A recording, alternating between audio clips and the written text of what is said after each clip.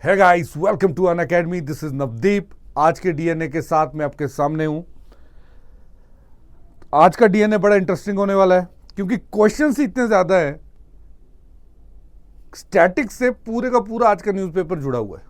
जैसे पहला ही क्वेश्चन है, India not cooperating with us, ये कनाडा इन्वेस्टिगेशंस का कहना है। यूएसए ने कहा कि इंडिया को चाहिए कि कनाडा के साथ कोऑपरेट करे। एक दिन पहले कनाडा ने इंडिया के ऊपर चार्जेस लगाए regarding the Hardeep Singh Nijjar's murder. Charges बड़े ज्यादा एक्सट्रीम थे। कनाडा का कहना था कि इंडिया और इंडिया की गवर्नमेंट, इंडिया की एजेंसीज कनाडा में लॉ एंड ऑर्डर बिगाड़ने में लगे हुए हैं, इन्फ्लुएंस कर रहे। एक्सटॉर्शन तक का वर्ड यूज किया गया। इवन लॉरेंस बिश्नोई गैंग को भी हाईलाइट किया गया कनाडा में और कहा गया इस सब के केंद्र में तीन चीजें, रॉ, अमित शाह और अजीत डोभाल। अब ये आग यूएसए तक भी पहुंच चुकी है। यूएसए ने भी कहा है कि इंडिया और कनाडा को कोऑपरेट करना चाहिए। अगर कनाडा को कोई ना कोई एक जिस हिसाब से कहते हैं हम, कोई शक है इंडिया की एक्टिविटीज के ऊपर, तो इंडिया को अपना जो पार्ट है वो भी स्पष्ट करना चाहिए। This is what USA has said. But आपको ये भी चीज याद रखनी है कि वेस्टर्न मीडिया इसके बारे में रिपोर्ट क्या करी। अगर हम वॉशिंगटन पोस्ट देखेंगे तो वॉशिंगटन पोस्ट कह रही है Amit Shah and senior officials authorise covert operations in Canada, direct attack. लेकिन यह भी चीज आप देखेंगे कि यूएसए में इलेक्शन चल रहे हैं, प्रेसिडेंट चेंज होने वाले हैं, तो मुझे नहीं लगता कि इंडिया बाइडेन एडमिनिस्ट्रेशन को कोई इतना सीरियस लेने वाला है। कनाडा को तो हमने पहले ही रिफ्यूट कर दिया है, उनके डिप्लोमेट को भी यहां से भगा दिया है। Let's see how the things turn out now. जो कि इतना मैं कह सकता हूं कि राइट नाउ हमारे जो एक्सटर्नल अफेयर्स मिनिस्टर हैं, he is in Pakistan, S Jaishankar. तो पाकिस्तान के साथ मेरे को उम्मीद लग रही है अगर कुछ हुआ तो कुछ ना कुछ थोड़ी बहुत बातचीत हो जाए। लेकिन कनाडा के साथ इस विषय में, क्योंकि ट्रूडो सरकार के साथ हमें पहले ही काफ़ी ज़्यादा मतभेद रहे, तो मेरे को नहीं लगता कोई बातचीत होगी। वैसे होनी भी नहीं चाहिए क्योंकि जो चार्जेस वो लगा रहे हैं वो आज के वर्ल्ड ऑर्डर में बड़े संगीन चार्जेस होते हैं। फिर हम ये देखते हैं कि यूएन एजेंसीज, एक दूसरी न्यूज़ है, okay. UN Refugees Agency says 25% of Lebanon under Israel evacuation orders. Israel Hezbollah पे अटैक करने के लिए पहले एरियल रूट पे था। अब इजराइल ने, वी हैव सीन कि पिछले कुछ दिनों में उसने फुट सोल्जर्स भेज दिए इजराइल में। बाय लैंड भी अटैक हो रहा है। So they are trying to clear Hezbollah from Lebanon. थोड़ा मैप देख लें, चीजें क्लियर हो जाएंगी हमारी। This is Israel, this is Lebanon, this is Syria. इन्हीं दोनों जगह होता है हिजबुल्लाह। ओके, इजराइल है, यहां पे आप देखेंगे गाजा, गाजा में होता है हमास। तो इजराइल इस टाइम, अभी मैं आपसे जैसे बात, ये लेक्चर डिलीवर कर रहा हूं, टू फ्रंट वॉर लड़ रहा है। हमास में भी एंटर कर रहा है। वी हैव सीन, कल इसने हमास पे अटैक किया। हमास से 25 people have died, whereas by air and by land it is trying to invade Lebanon. We have also seen कि हिजबुल्लाह की चीफ, 3 चीफ अभी तक मार दिए। All have died in the precise attack. लेकिन क्योंकि Israel was facing constant reaction from the Hezbollah, इसलिए अब वो बाय लैंड भी जा रहे हैं। आपको एक और चीज याद रखनी है कि अगर मैं लास्ट 2-3 दिन की बात करूं तो 558 people have died in Lebanon. Israel में भी रिटेलिएशन हुआ है, हिजबुल्लाह ने रिटेलिएट किया है। We have seen the drone attacks, successful drone attacks, जिसमें इजरायली आर्मी के कुछ सोल्जर्स भी किल हुए। तो अभी ये चीज आपको याद रखनी है कि when they are entering from Lebanon, जब वो लेबनान से एंटर कर रहे हैं, this is the capital of Lebanon, Beirut, तो आपको मैप पता होना चाहिए कि मैप कैसा दिख रहा है, किसके लिए जा रहे हैं, कहां पर कौन है। ओके, ये चीज याद रखिएगा। तो अभी एक और चीज याद रखिएगा आप कि जब से लास्ट ईयर अक्टूबर से इजराइल के ऊपर अटैक हुआ था, इजराइल रिटेलिएट कर रहा है, तब से अराउंड खाली इसी एरिया में 2255 पीपल हैव डाइड, इस एरिया में। ये जो आप बॉर्डर वाला एरिया देख रहे हैं। ओके, सो हमने ये भी देखा कि यहां पर लेबनान में यूनाइटेड नेशंस की पीस कीपिंग की एक फोर्सेस होती थी। इजराइल ने उन पे भी अटैक कर दिया। ओके, उन्हें इवैक्यूएट करने को कह दिया है। यूएन को साफ साफ कहा है कि आप के करके जब तक आप लेबनान के एरियाज में हैं, हम हिजबुल्लाह को टारगेट नहीं कर पा रहे। हमने काफी टाइम से लास्ट में देखा है कि इजराइल पॉइंट आउट कर रहा है हिपोक्रेसी, कि जब इजराइल के ऊपर अटैक होता है यूएन कुछ नहीं कहता, जैसे लास्ट ईयर अक्टूबर में हुआ। जब इजराइल रिटेलिएट करता है एकदम से रिएक्शंस आने शुरू हो जाते हैं। इसीलिए उन्होंने शायद इस एरिया में जितनी भी पीस कीपिंग मिशंस थे उन्हें कह दिया कि आप इवैक्यूएट कर लें। Okay, so two front war है, ये एक सबसे बड़ी न्यूज है। स्टेट पीसीएस काफी बार ऐसे क्वेश्चंस पूछते रहते हैं। बहुत बार मैंने तो स्टेट पीसीएस में ऐसे क्वेश्चन देखे हुए हैं, आपने भी देखे होंगे। तो स्टेट पीसीएस जो व्यक्ति देना चाह रहे हैं उनके लिए बड़ा अच्छा क्वेश्चन है, यहां से डायरेक्ट क्वेश्चन है। न्यूज ये कि leading Indian women scientist is international brain research organisation president. Basically एक बॉडी है जिसका नाम है IBRO, international brain research organisation. पहली बार इसकी जो प्रेसिडेंट है वो एक वुमेन बनी है जिनका नाम है शुभा तोले। दिस वन, ये Tata institute of fundamental research में आजकल काम कर रही है, बट ये IBRO की प्रेसिडेंट चुनी गई है। बहुत बड़ी बात है, पहली बार ऐसा हुआ है। अगर हम IBRO के बारे में जाने तो ये देखिए, शुभा तोले है the president of IBRO, first scientist है जो इतने टॉप पोजीशन पे पहुंचे हैं। 69 ये जो IBRO है, इसमें 69 साइंटिफिक सोसाइटीज पूरी दुनिया की 57 कंट्रीज से, यानी 57 कंट्रीज की जो 69 साइंटिफिक सोसाइटीज है वो मिलकर IBRO बनाते हैं। इसकी एनुअल असेंबली शिकागो US में हुई, जहां पर इन्होंने शुभा तोले को नया प्रेसिडेंट चुना है। तो रिमेंबर द नेम, कितनी कंट्रीज इसकी मेंबर हैं उसे भी याद रखिएगा, कितनी साइंटिफिक सोसाइटीज इसकी मेंबर हैं वो भी याद रखिएगा। ओके, ये एक और न्यूज है, इंटरनल सिक्योरिटी की तरफ से इंपॉर्टेंट है। जो मणिपुर इशू इतने टाइम से चल रहा है, उस मणिपुर इशू के लिए बहुत ही ज्यादा इंपॉर्टेंट न्यूज है। हमें ऐसा लगता जा रहा है, जब क्योंकि हम लोग ऑब्जर्व कर रहे हैं बाहर से थ्रू न्यूज़पेपर्स, बट ऐसा में दिखाई दे रहा है कि मणिपुर स्टेलमेट पे चल रहा है। मणिपुर की गवर्नमेंट, इंसर्जेंट्स या प्रोटेस्टर्स जिन्हें कहेंगे हम, और सेंट्रल गवर्नमेंट के बीच में it is a condition of stalemate. अभी तक कोई बात आगे बढ़ती हुई नहीं दिख रही मेरे को।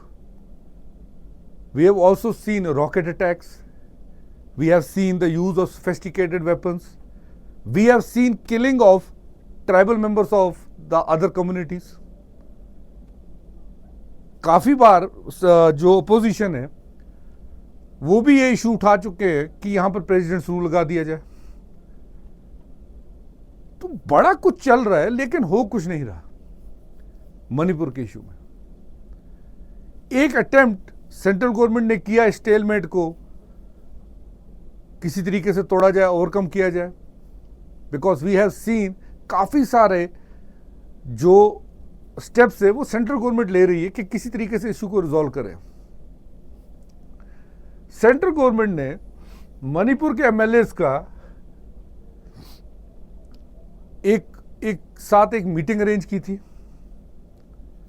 जिसमें कहा गया था कि मणिपुर के जितने भी एमएलएस हैं वो आए, बातचीत करें, बैठ के इशू को रिजॉल्व किया जाए। लेकिन कुकी जू जो एमएलएस हैं, कुकी और जू एमएलएस जो हैं, उनका यह कहना है कि खाली वही सेंट्रल गवर्नमेंट से मिले, उन्होंने अपनी बात रखी। अभी तक मेती और नागा कम्युनिटी से कोई मीटिंग, कोई एमएलए मीटिंग करने नहीं आया है। यानी जो बातचीत हो रही थी कि सबको एक प्लेटफॉर्म पे लाया जाए, सबसे बातचीत की जाए एमएलए से, तो उसमें भी कहीं ना कहीं हिंड्रेंस है। क्योंकि जो कुकीजो है, कुकीजो जो एमएलएज हैं, जितने भी कोकीजो एमएलए ट्राइबल ग्रुप से आते हैं, उनका कहना है कि यार हम आए हुए हैं, लेकिन जो बाकी कम्युनिटीज के, बाकी ट्राइबल ग्रुप्स के जो एमएलए हैं वो नहीं आए हुए हैं। ये मीटिंग जो है ये ए.के. मिश्रा ने भी अटेंड की थी, जो एडवाइजर है नॉर्थ ईस्ट के, और राजेश कांबले ने गवर्नमेंट की तरफ से अटेंड की थी। अभी तक इसके ऊपर कोई हमें डेवलपमेंट नहीं दिख नहीं रही। जब तक तीनों ग्रुप्स आके सेंट्रल गवर्नमेंट के सामने बैठते नहीं, अपनी बात रखते नहीं, ये इशू रिजॉल्व नहीं हो सकता। Hope to see new development regarding this issue. अभी जैसे we are in Bangalore, I was stuck in traffic. पहले तो we can't get any Ubers because rainfall बहुत ज़्यादा हो रही है। तो आप यूपीएससी अगर एस्पिरेंट है तो आपके सीधे दिमाग में आना चाहिए कि इतनी रेनफॉल हो क्यों रही है। तो मैं आपके साथ शेयर कर दूं, north east monsoon arrives over Tamil Nadu, triggering intense rain spell over north eastern districts. Okay, Chennai और नॉर्दर्न डिस्ट्रिक्ट्स में बहुत ज़्यादा बारिश हो रही है, यहाँ पर भी बेंगलोर में भी बहुत ज़्यादा बारिश हो रही है। लेकिन यहाँ लिखा क्या है, किसकी वजह से हो रहा है? हो रहा है नॉर्थ ईस्ट मॉनसून के करके। अब ये नॉर्थ ईस्ट मॉनसून क्या होता है आप यहाँ देखेंगे। नॉर्थ ईस्ट मॉनसून को ही हम लोग कहते हैं रिट्रीटिंग मॉनसून, याद रखिएगा। तो अभी हम लोग जो सितंबर अक्टूबर में जो रेनफॉल देख रहे हैं, it is due to retreating monsoon. It is due to retreating monsoon. Okay, it is due to retreating monsoon. तो ये रिट्रीटिंग मॉनसून को ही दूसरा नाम क्या है? North east monsoon. Okay, monsoon retreat कर रहा है। This is the graph you can see, यहाँ पे मैप पे आप देख सकते हैं। ये नॉर्थ ईस्ट क्यों कहते हैं? Because it is coming from the north east of India. जब मॉनसून रिट्रीट कर रहा है तब आप देख रहे हैं यहाँ पर तमिलनाडु वाले पार्ट में, नॉर्दर्न तमिलनाडु वाले पार्ट में it visits, causing this retreating rainfall. क्योंकि साउथ वेस्ट मॉनसून जो है वो रिट्रीट कर रहा है। बेसिकली होता क्या है, क्योंकि मॉनसून रिट्रीट कर रहा है, जो क्लाउड्स होते हैं वो डिसअपेयर हो जाते हैं, स्काई क्लियर हो जाता है। स्काई क्लियर होने के करके the day temperature falls steeply, क्योंकि क्लाउड कवर नहीं है, देयर आर नो क्लाउड्स, क्योंकि रिट्रीट कर रहा है मॉनसून, इसीलिए टेम्परेचर गिर रहा है। दिन और रात का टेम्परेचर में अगर आप देखेंगे, रेंज ऑफ टेम्परेचर इंक्रीज हो जाता है। दिस इज द रीजन जो ये टेम्परेचर डिफरेंस बन रहा है due to retreating monsoon. Temperature difference जो बन रहा है, इसी के करके जो हम देखते हैं रिट्रीटिंग मॉनसून्स होते हैं। ओके, ये चीज़ याद रखिएगा। बिल्कुल शॉर्ट में इसका जो है एक न्यूज़ का बिल्कुल क्रिस्प सा एक रीज़न मैंने आपको दे दिया। अगर आप यूपीएससी वगैरह की तैयारी कर रहे हैं तो आपको थोड़ा और डिटेल में जाना पड़ेगा, बिकॉज आपको प्रेशर वीकनिंग भी पढ़ना पड़ेगा। मैं तो खाली टेम्परेचर के हिसाब से बताया। देन चीफ इलेक्शन कमिश्नर साहब राजीव कुमार आज न्यूज़ में वापस से आ गए। इन्होंने कल की प्रेस कॉन्फ्रेंस में तो मीडिया हाउसेस को भी घेरा। इन्होंने कहा कि अगर वोटिंग का पहला राउंड 9:30 के करीब खत्म होता है, तो ये मीडिया हाउसेस 8 बजे से ही एग्जिट पोल कैसे दिखा सकते हैं, ये ट्रेंड्स कैसे दिखा सकते हैं, जब पहला राउंड पूरा ही नहीं हुआ है। पहला राउंड 9:30 बजे के करीब पूरा होता है, 9:30 के करीब, 9 से 9:30 के करीब पहला राउंड ऑफ वोटिंग काउंटिंग जो कंप्लीट होती है। तो ये मीडिया हाउसेस स्पेक्युलेट कैसे कर सकते हैं 8 बजे से कि कौन किस सीट पे आगे। ये क्वेश्चन बेसिकली वैलिड इसलिए इस टाइम पे इसलिए क्योंकि एक बबल क्रिएट हो जाता है कि ए पार्टी शायद ये स्टेट जीत रही है, क्योंकि आज तक बता रहा है, या कोई भी चैनल, आज तक, इंडिया न्यूज, कोई भी चैनल हो, वो बता रहा है। वीसी के उनके जो वहां पर बंदे बैठे होते हैं, पॉलिटिकल स्पोक्स पर्सन, वो भी खुश हो जाते हैं। देन जैसे जैसे असली election commission result pull out करता है, तो जितने ये चैनल बैठे होते हैं, हम देखते हैं कि इन सब में स्पोक्स पर्सन की भाषा बदलती जाती है। कुछ तो ईवीएम पे कोई शक करना शुरू कर देते हैं कि ईवीएम मैनिपुलेशन हुई है।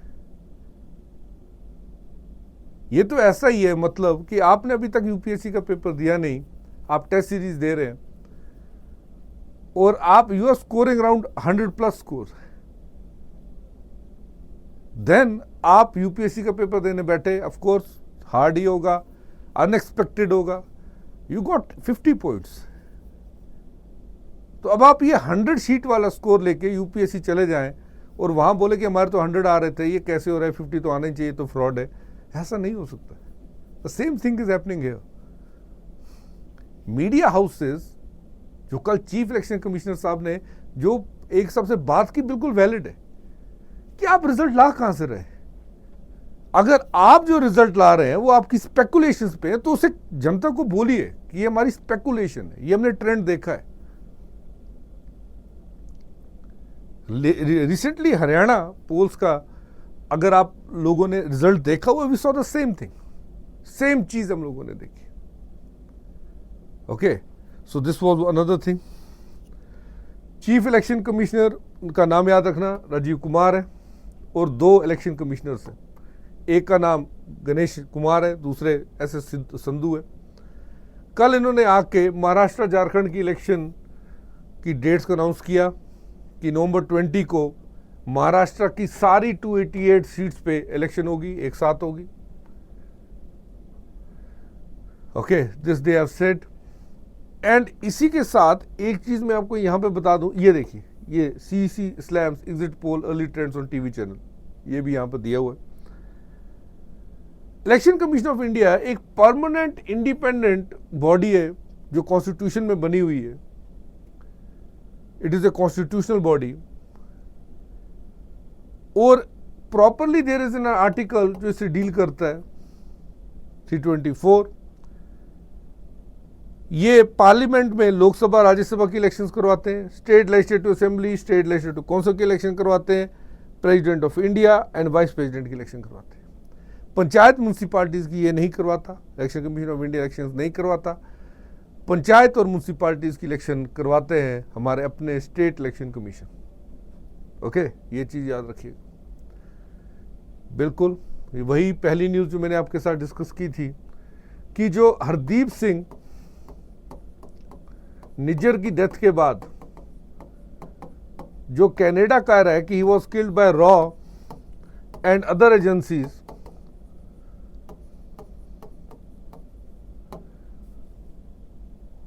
निज्जर ये यही कह रहे हैं। सो बेसिकली ये भी भाई साहब इंडिया में वांटेड थे, ये चीज याद रखिएगा। Hardeep Singh Nijjar was wanted in India. अब कनाडा में जाके वो उनकी जो अपराध है जो इंडिया में उन्होंने किए हैं वो धुल तो नहीं जाएंगे, लेकिन since he was wanted in India, तो इनकी जो डेथ है it was blamed on India. पहले इंडियन एजेंसीज, पहले इंडियन हम देख रहे थे इंडियन डिप्लोमेट्स को काउंटर किया जा रहा था। हमने यहां तक देखा कि इंडियन गवर्नमेंट को इन्वॉल्व कर दिया गया। अब अमित शाह,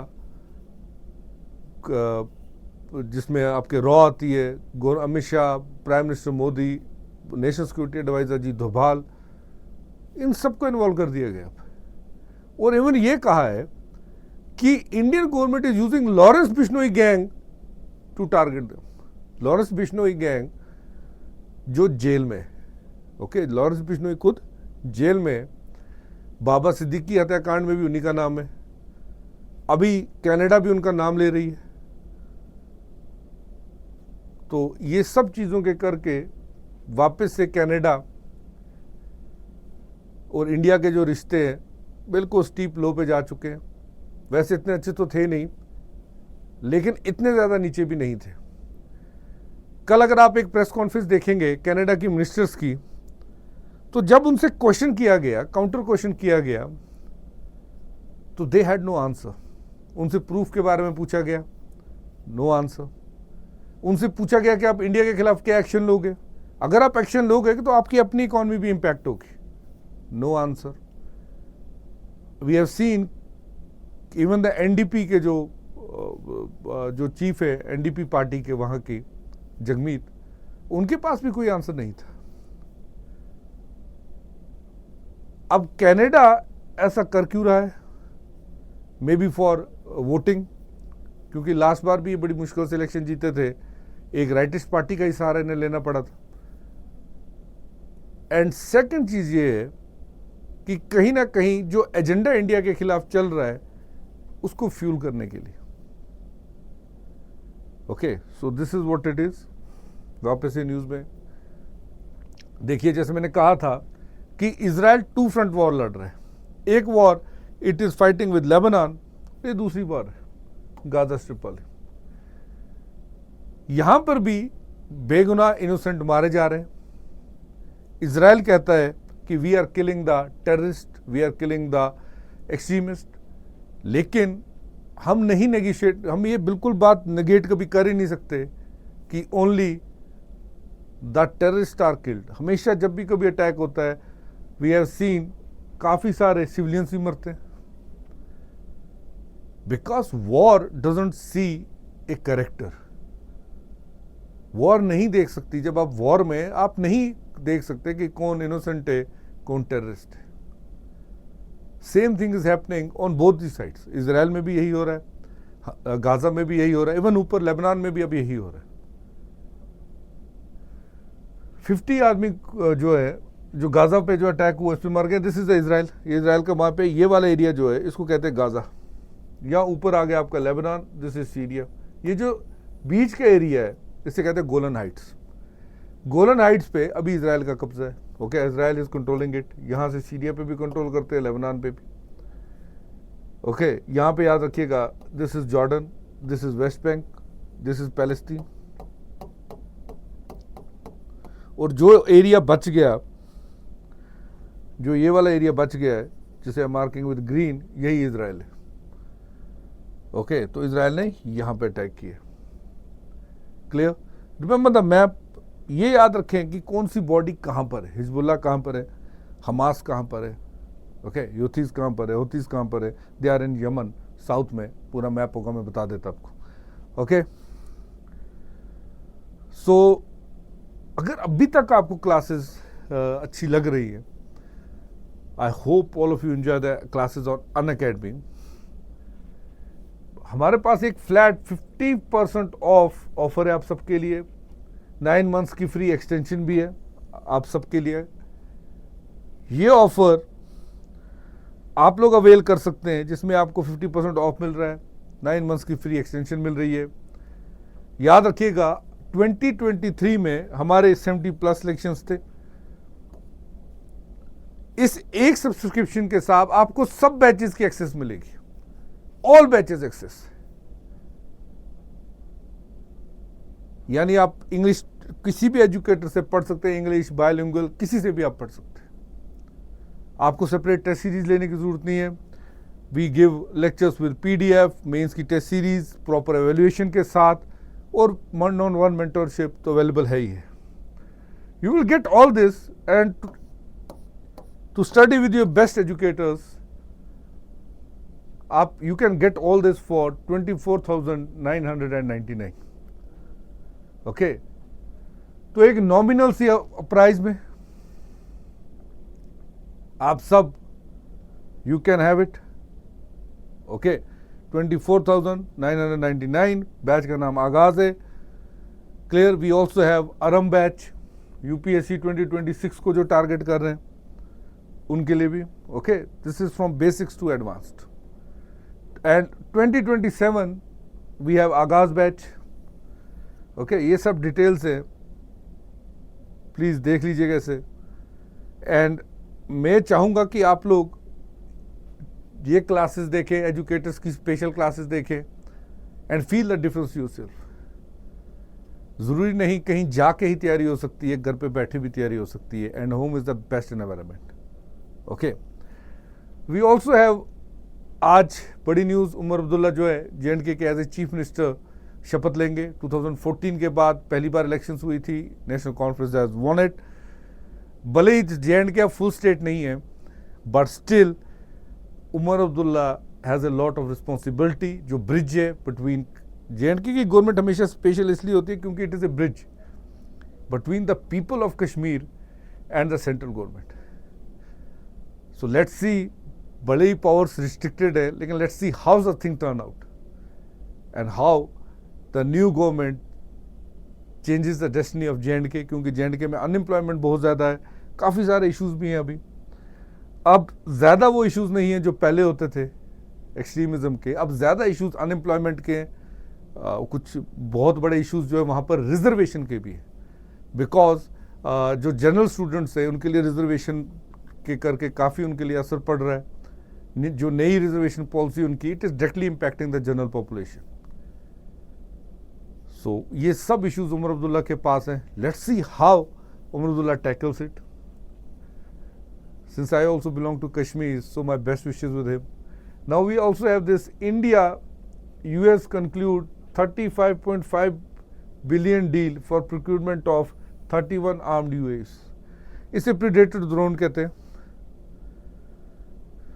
ओके, याद रखिएगा ये इंडिया एक्वायर कर रहा है फ्रॉम द यूएसए। बहुत बड़ी डील है, $33.5 बिलियन की डील है ये। इनकी कैपेसिटी, खास बात है कि 40 आवर्स तक ये हवा में रह सकते हैं, दे कैन फ्लाई। इवन आप ये अगर देखेंगे, so these will add a feather to the areas जहां पे हमारी बॉर्डर मैनेजमेंट अच्छी नहीं है, वहां पर it would be more successful. So this is the new development, this is the new question. सीधे अगर आपसे पूछा जाएगा तो प्रेडेटर ड्रोन के ऊपर बारे में पूछा जाएगा, या आपसे पूछा जाएगा MQ-9B वॉज रिसेंटली न्यूज़। ये क्या है तो आपको पता होना चाहिए, दिस इज ए ड्रोन जो इंडिया एक्वायर कर रहा है। 31 ऑफ दीज इंडिया एक्वायर कर रहा है यूएसए से। नाम याद रखिएगा, MQ-9B प्रेडेटर ड्रोन है। ओके, याद रखिए। Okay, yes, this is interview of Kakkar, Anwar Kakkar. ये पाकिस्तान के एक्स प्राइम मिनिस्टर थे। हमें पता है आजकल SCO की मीटिंग चल रही है पाकिस्तान में, जयशंकर साहब गए हुए हैं। अब अगर एक ओवरऑल हम पाकिस्तान की पॉपुलेशन देखें तो एक अनवर कक्कर साहब भी यही कह रहे हैं कि जनरल अगर आप पूरी पॉपुलेशन देखेंगे तो they want healthy relations with India. जो मतलब पाकिस्तान की पॉपुलेशन है, जनरल पॉपुलेशन है, they want healthy relations with India. It might be the political bench जो नहीं चाहता, जो इस्टेब्लिशमेंट है वहाँ की आर्मी, ISI वगैरह, वो नहीं चाहते। बट अनवर कक्कर साहब इस इंटरव्यू में यही कहते हैं कि ओवरऑल अगर आप पाकिस्तान की पॉपुलेशन से पूछेंगे तो दे वांट कि इंडिया के साथ अच्छे रिलेशंस हो, बिकॉज हमारे कल्चरल टाइज भी है। इंडिया ही था, पाकिस्तान भी 47 में ही अलग हुआ है, तो सदियों तक हम एक थे। तो ऐसा हो नहीं सकता कि एकदम से लोग एक दूसरे के खिलाफ इतना ज्यादा ग्रज लेके आए। So this is what he has said in the interview. Jaishankar साहब कल गए अपने स्वैग में, मिले भी वहाँ के जो प्राइम मिनिस्टर है शहबाज शरीफ, उनसे हाथ भी मिलाया। एक इनफॉर्मल डिनर था वहाँ पे। वो डिनर अरेंज करने के टाइम पे ये मिले भी। एससीओ की मीटिंग के लिए गए, शंघाई कोऑपरेशन ऑर्गेनाइजेशन। एससीओ को बेसिकली बनाने वाले शंघाई 5 थे। शंघाई 5 कंट्री में कजाकिस्तान, तजिकिस्तान, किर्गिस्तान, रशिया और चाइना थे। ओके, सो उसके बाद इसमें उज़्बेकिस्तान इंक्लूड होता है, बना है 1996 में। 2001 में इसमें उज़्बेकिस्तान इंक्लूड होता है। 2017 में बोथ इंडिया एंड पाकिस्तान इसको ज्वाइन करते हैं। ओके, 2023 में पहली एससीओ की समिट जो थी वो इंडिया में हुई पहली बार, लेकिन वो वर्चुअली हुई थी बिकॉज तो आपको याद होगा तब कोविड था। ये मेंबर्स है पूरे। इसके 3 ऑब्जर्वर्स भी है, मैब, मंगोलिया, अफगानिस्तान, बेलारूस। अभी इन्हें फुल मेंबरशिप दी नहीं गई है, ऑब्जर्वर स्टेटस है।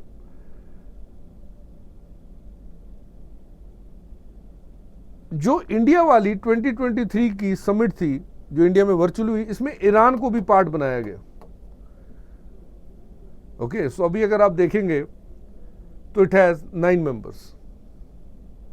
ओके, 9 मेंबर्स, लेकिन Shanghai 5 Kyrgyzstan, Tajikistan, Kazakhstan, Russia and China थे। सो ये इसका हेडक्वार्टर जो है it is in Tashkent, Uzbekistan. Uzbekistan में एक जगह है ताशकंद, वहां पर है इसका जो हेडक्वार्टर है। सिक्योरिटी में भी है, रीजनल डेवलपमेंट मेन फोकस है इनके। हाँ, ऑफिशियल लैंग्वेज याद रखिएगा रशियन और चाइनीज है, याद रखिएगा, रशियन और चाइनीज ऑफिशियल लैंग्वेजेस। तो ये भी एक ऐसा प्लेटफॉर्म है जहां पर यूएसए नहीं है। Opposition's right to speaker on conduct of JPC chairperson। हमें पता है रिसेंटली जेपीसी बनाई गई है, जॉइंट पार्लियामेंट्री कमेटी बनाई गई है अबाउट द वक्फ बिल। जो वक्फ बिल आई हुई उसके लिए जेपीसी बनाई गई है।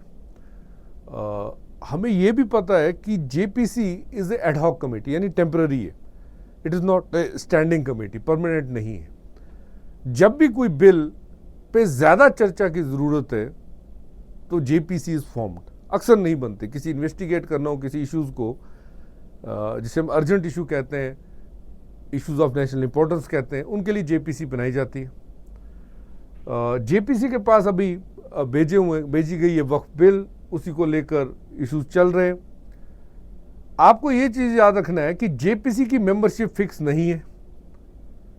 ओके, अब याद रखिएगा कि जेपीसी में मेंबर्स दोनों हाउसेस के होते हैं, रूलिंग पार्टीज के भी होते हैं, अपोजिशन के भी होते हैं, and it is chaired by member from the Lok Sabha.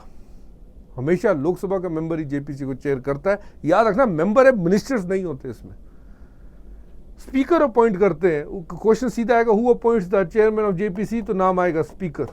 कोई लेंथ डिटरमाइन नहीं है। ओके, डिसॉल्व हो जाती है जैसे ही जेपीसी अपना काम कर दे, रिकमेंडेशन दे दे। अभी से पहले 5 बार जेपीसी मेन बनी है, before scandal, Harshad Mehta, Ketan Parekh. Okay, NRC पे, पर्सनल डेटा पे, बीच में वो पेप्सी जो पेस्टिसाइड था उसमें भी बनी हुई थी जेपीसी। सो अब we saw JPC on the Waqf bill. Okay, उसके ऊपर चर्चा को लेके याद रखिएगा कोई लेंथ डिटरमाइंड नहीं है, कितनी स्ट्रेंथ होगी इसकी। चेयरमैन हमेशा लोकसभा से होंगे and is appointed by the speaker. Coastal flooding harms different tree species differently. एक स्टडी आई है जो ये कह रही है कि कोस्टल एरियाज में जो फ्लड आते हैं वो हर ट्री को डिफरेंटली इम्पैक्ट करते हैं। Okay, we have seen that. ये जो फोटोग्राफ है ये सुंदरबंस का है। ओके, सो यहां पर भी हम देख सकते हैं दिस आर्टिकल, इसमें एक टर्म है डेंड्रोक्रोनोलॉजी इस आर्टिकल में। इसमें स्टडी करते हैं कि ट्रीज कैसे फ्लड को, क्लाइमेटिक कंडीशंस को रिस्पॉन्ड करते हैं, हाउ ट्रीज रिस्पॉन्ड, ट्रीज कैसे रिस्पॉन्ड करेंगे उस स्टडी को कहते हैं। एंड इसी के ऊपर ये आर्टिकल पूरा बेस्ड है। उसके बाद second article, half of UAPA investigation pending over the 3 years। हम लोग यूपा के ऊपर पहले भी मेरी लास्ट क्लास में भी डिस्कस कर चुके हैं। हम लोग यूपा प्रिवेंटिव डिटेंशन की तरह है, 180 डेज में चार्जशीट फाइल करनी होती है, which can be extended. UAPA courts अलग है एंड नॉर्मल क्राइम नहीं, अगर आप नेशनल इंटरेस्ट के खिलाफ ही हैं, देश की sovereignty, security, unity and integrity के खिलाफ है, you might be booked under UAPA. UAPA courts में अभी तक बहुत स्लो काम चल रहा है। वही इस आर्टिकल में भी कहा गया, half of UAPA investigation pending over the last 3 years। अभी तक इन्वेस्टिगेशन पेंडिंग है। We recently saw the death of Sai Baba, जो प्रोफेसर थे, यूपा लगा था उन पे, जेल में उनकी डेथ हो गई। ये सब चीजें हम देख रहे हैं। ओके, सो इसीलिए यूपा वापस एक क्वेश्चन में आ गया। This is the data clear. तो कितनी केसेस अभी भी पेंडिंग है यूपा में। Okay, so this was all for today. I hope आप इस जो न्यूज़पेपर एनालिसिस हुई, इसका यूज़ अपने नोट्स मेकिंग और आंसर राइटिंग में ज़रूर करेंगे। जो छोटी छोटी बातें, जो छोटे फैक्ट्स हम लोग शेयर करते हैं आपके साथ, वो आप लोग ज़रूर याद रखेंगे। Thanks for watching Unacademy. Have a great day ahead of you guys. Thank you very much. Thank you.